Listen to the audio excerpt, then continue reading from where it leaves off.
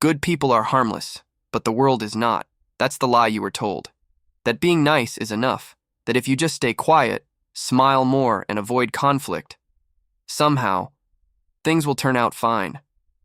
But here's the truth no one dared to say out loud: kindness without strength is not virtue, it's just weakness in disguise. You were trained to believe that being good meant being soft, polite, passive, predictable. But look around you. The world doesn't reward the harmless, it devours them. And the people who thrive aren't the ones who bow, they're the ones who know how to stand. This is not about becoming evil, it's about something deeper, something harder. It's about becoming the kind of person who can hold power in one hand and choose not to abuse it. Because only when you have the capacity for danger and choose to control it, can your goodness be called real. If you can't protect, you can't love. If you can't fight, you can't serve. If you can't say no, your yes means nothing. This video is not for those who want to stay asleep. It's for the ones who feel it deep down. That there's a warrior buried under years of silence, and today, he wakes up. Since you were a child, they told you, be good, be polite, don't fight back, don't cause trouble. They rewarded you for being quiet, for obeying, for staying small. And you learned to believe that being good meant being safe, predictable, easy to control. But that's not goodness, that's conditioning. You were never taught how to protect, only how to submit. You were never taught how to speak with authority, only how to apologize for existing. Society created an ideal, the harmless man. A man who never offends, never disagrees, never stands tall. But Jung saw through this lie. If you do not become aware of your shadow, it will direct your life, and you will call it fate. You can smile all day, quote scriptures, speak of peace, and still live in chains because a man who doesn't confront his darkness isn't moral. He's just naive. And a naive man is dangerous, not to others but to himself and those he loves. The one who denies the shadow becomes a puppet for it. He represses the beast until it slips out when he least expects. That's why the man who tries to be only good ends up bitter, resentful, exhausted, because he has no boundaries. He can't say, no, he tolerates everything, until something inside him breaks. You were told to kill the fire inside you, but that fire was not the enemy. It was the protector, the guardian of your soul. And now you walk through life exposed, noble in intention, but powerless in action. True. Goodness is not weakness. It's strength restrained by choice, but you can't restrain what you don't even possess. If you've never stood in front of your own darkness, your light is fragile. So let's go deeper. Let's talk about the shadow, the part of you you've been taught to fear, the instincts you've buried, the rage you've suppressed, the power you've denied. It's time to meet him, not to destroy him, but to understand him, to integrate him, to finally become whole. Because until you know what you're truly capable of, you'll never know who you truly are. Carl Jung didn't see evil as something external. He saw it within us. He said the part of ourselves that we reject, deny, or suppress becomes the shadow. Not because it's evil, but because we're afraid of what we might do if we let it surface. The shadow is the instinct to survive, to dominate, to protect, to fight, to conquer. All of it buried under a mask of morality. But here's what Jung discovered. The shadow isn't your enemy. It's your energy, your drive, your fire. It is the raw power you've been taught to fear, but that you were born to master. And then comes Nietzsche, the philosopher who saw through society's games. The greatest evil is not in those who do wrong, but in those who castrate life in the name of morality. He didn't preach chaos, he preached integration. What weakens a man is not his desires, it's the fact that he hides them, condemns them, and calls it virtue. Real strength is not found in avoiding your inner demons. It's found in facing them and choosing to rule them instead of being ruled. Think about it. The man who never learned to fight, who's never tasted rage, never wrestled with temptation, never stood face to face with his darkest self. When he says, "I would never hurt anyone," it means nothing, because he has no choice.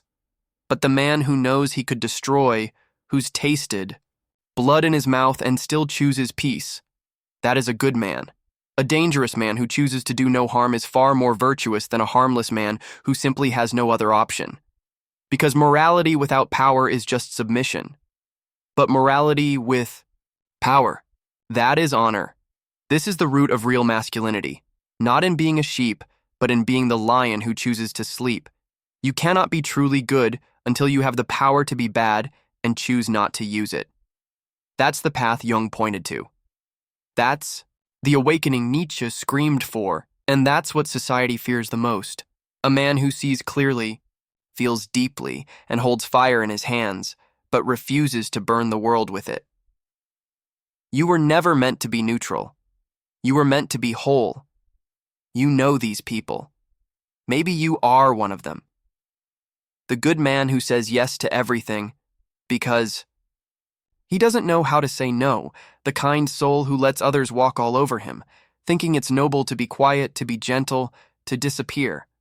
But what happens when you live your life trying not to upset anyone? You get used, you get manipulated, you get broken.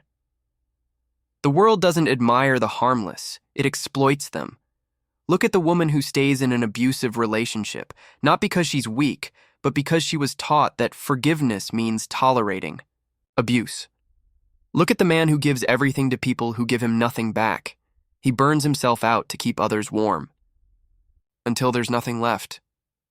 Look at the friend who never speaks up, who agrees with everything, who avoids conflict at all costs, and calls that peace. But inside, they're screaming. This is what happens when you repress anger. It doesn't go away. It turns inward. It becomes shame, anxiety, self-hatred. A fire that isn't allowed to burn becomes smoke that suffocates you from the inside. When you don't allow yourself to say, "This is wrong. This hurts. Enough." You lose your voice, your edge, your identity, and worst of all, you teach others how to treat you, as if your needs don't matter.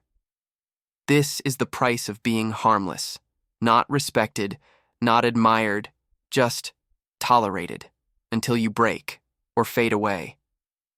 Moral weakness invites injustice, not just in the world, but in your own soul. Because the moment you silence your truth to keep others comfortable, you stop being good. You start being a prisoner in your own life, and every time you let someone cross a boundary because you're too afraid to defend it, you send a message to yourself, "I don't matter." But here's the wake-up call. You do, and it's not your job to be acceptable. It's your job to be authentic, to be strong, to be dangerous in the service of what's right, not because you want to dominate, but because you refuse to be dominated any longer. There comes a moment, so quiet, so violent, when the good man breaks. Not with a scream, but with silence, the kind of silence that happens after years of swallowing pain, burying rage, denying his own power. He says, "I'm fine." But inside, something is burning. The truth? He's not fine. He's exhausted.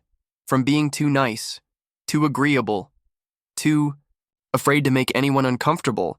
He spent his life pleasing everyone and lost himself in the process. And then, one day, something inside him snaps. It doesn't always look like violence. Sometimes it looks like a man walking away, quitting the job, ending the relationship, cutting ties, stopping the performance. Because the shadow, that raw, untamed part of him he's been trying to bury, demands a voice, not to destroy, but to balance. You can't repress truth forever. Eventually, it explodes, or it transforms you. This is the rupture, the moment where he looks in the mirror and says, "I'm tired of being what they want. I want to be who I am." And who he is not a puppet, not a servant, not a weak man in a borrowed smile. He's something more primal, more dangerous, more alive. The awakening of the shadow is the death of the false self, the beginning of truth. But it's not easy. Before, Rebirth comes collapse, the breakdown, the isolation, the pain of seeing clearly for the first time. He realizes he was never respected, only used. He was never loved, only needed. He was never himself, only tolerated. And that realization shatters him. But in the ashes of that man, a new one rises, not perfect, not pure, but real. A man who no longer fears his power, who no longer apologizes for existing, who chooses when to fight and when to forgive. Because now he understands. Being harmless is not a virtue. Being powerful and choosing not to harm is. This is the beginning of the rebirth, the moment where the shadow stops being a threat and becomes a source of strength. He doesn't raise his voice, he doesn't make threats, he doesn't need to, because real power is quiet, silent, unshakable. This man is dangerous, but you wouldn't know it unless you push too far. He has no desire to dominate, no need to prove anything, because he's already faced himself. He knows what he's capable of, and that's exactly why he doesn't need to use. This is the Jungian ideal, not the man who eliminates his darkness, but the man who integrates it. He carries the beast within him, but it walks beside him, not ahead of him. He doesn't fear confrontation. He doesn't flinch at discomfort, because he knows a boundary is not a wall, it's a shield for what matters, and he's not afraid to say, no, you don't get to disrespect me. No, I won't shrink so you feel tall. No, I won't abandon what's right to keep the peace. He doesn't seek war, but he's no longer addicted to peace at any price. He can protect, because he knows he can destroy, and he chooses to protect, because that's what makes him a man, a whole man. This isn't cruelty, this isn't ego, this is clarity. He knows his edge, he knows his fire, he knows that mercy without strength is meaningless, and strength without mercy is tyranny. He doesn't confuse silence with virtue anymore. He understands that peace isn't the absence of conflict, it's the presence of justice. And sometimes, justice needs a man who's not afraid to be fierce. This is the man who's done the inner work, who's wrestled with the shadow, who's bled in silence, who's been misunderstood, judged, rejected, but he didn't break. He transformed. He became dangerous. So he could finally be good, not by society's standards, but by something higher, something sacred. Because now, he's not a puppet. He's not a mask. He's not a product of fear. He is real. You've been passive long enough, polite long enough, harmless long enough. Now it's time to wake up. This world does not need more men who bow. It needs men who can stand, men who can hold fire, and not burn everything down. You've been trained to be small, to suppress your anger, to apologize for your strength, to smile when you should have said enough. But the world isn't kind to the weak, and evil doesn't stop because you asked nicely. So, here it is. Become dangerous. Not reckless. Not cruel. Dangerous. Learn to control your voice, so no one can silence you. Learn to hold your ground, so no one can push you around. Learn to confront darkness, so you're not afraid to defend the light. Embrace the shadow, the anger you buried, the strength you denied, the wild part of you that refused to die, even when everything in the world tried to kill it. Your rage is not your enemy. Your shadow is not your shame. They are your sword and shield, if you learn to wield them. You were not made to be a doormat. You were not made to be liked by everyone. You were not made to live your entire life under the weight of, what will they think? You were made to stand for something, to protect, to lead, to fight when no one else dares to.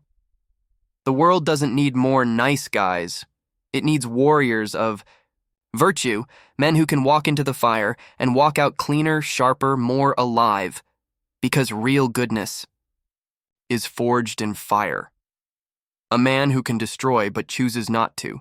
That is the highest form of moral power. That is who you're called to become.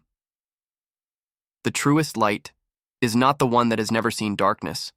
It's the one that walked through it and came out carrying fire. You are not less holy because you felt rage. You are not less good because you've imagined revenge. You are not broken because there's a beast inside you. You are human, and wholeness begins when you stop pretending. The world told you that your softness made you good, but what makes you truly powerful is knowing that you could destroy and choosing again and again to build instead. This is the journey of the integrated man. Not the saint who floats above the world, but the warrior who walks through it, eyes open, shadow at his side, light in his chest and strength in every step. So ask yourself, what have you repressed just to be accepted? What power have you silenced in the name of being a good person? Drop the mask. Meet yourself fully and become someone the world cannot manipulate, cannot predict, cannot break. Comment below, what part of yourself have you repressed?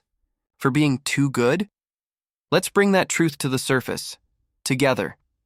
And if this message spoke to something deep inside you, subscribe, like, share this with someone who needs to hear it, because the world doesn't just need more kindness, it needs more conscious power, and maybe, just maybe, that starts with you.